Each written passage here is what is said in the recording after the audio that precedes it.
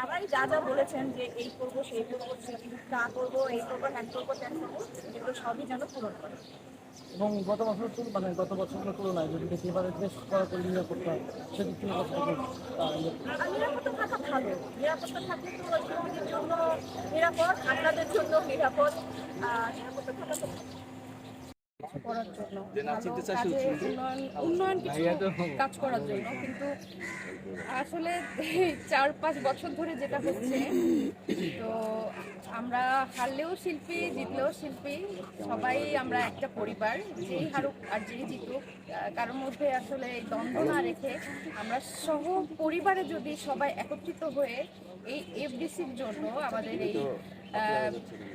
চলচ্চিত্রের জন্য যদি কিছু করতে পারি, সেটা আমাদেরই খরচ।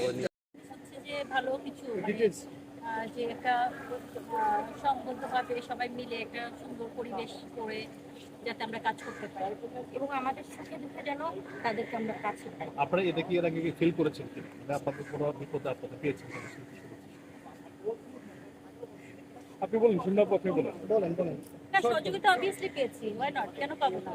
শিল্পী হিসেবে দাঁড়িয়ে আছি কি শিল্পী সমিতির সহযোগিতা ছাড়াই আছে? আর দেখা গেছে গত 2 বছর তো আসলে মামলা, কোর্ট, থানা, পুলিশ এগুলো করতে করতে কিন্তু 2 বছর চলে গেছে। সো নিপুণ আপু কিন্তু সেইভাবে এগুলো নিয়ে বিজি ছিল। তো আর সমিতি থেকে আমরা কি আশা করি? সমিতি তো আর ডিরেক্টরের জায়গা না যে সমিতি আমাদেরকে কাজ দিবে। সমিতি হলো আমরা শিল্পী, আর কাজ দিবে হলো পরিচালকদের কাজ হলো কাজ দেওয়া।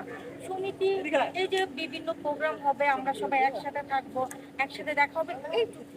কিন্তু যেমন এবার তিনজন ভাই দাঁড়িয়েছে, আমাদের কলি ভাই দাঁড়িয়েছে, সবাইকেই আমার মনে হয় যে সুযোগ দেওয়া উচিত। তো কে ভালো হবে আসলে শিল্পীরা তখনই বলতে পারবে। তো আমি চাই যে যে জিতবে সে শিল্পীদের জন্য কাজ করবে।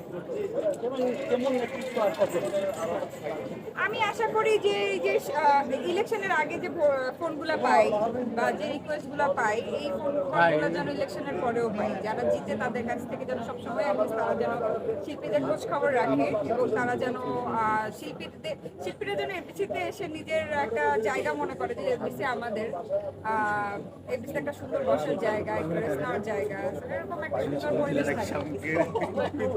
কাজ করবে। যারা এখানে আমাদের দুস্থ কিছু শিল্পী আছে তাদের জন্য কাজ করবে, আমরা তাদেরকে সাপোর্ট করব।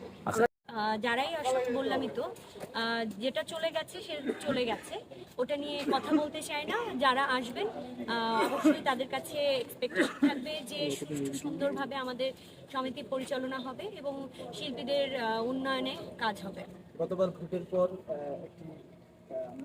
বিতর্ক তো কেউই, আমার মনে হয় যে আমি পার্সোনালি খুব পজিটিভ মানুষ এবং পজিটিভ এনার্জি এবং পজিটিভ ভাইবের মধ্যে থাকতে খুব পছন্দ করি।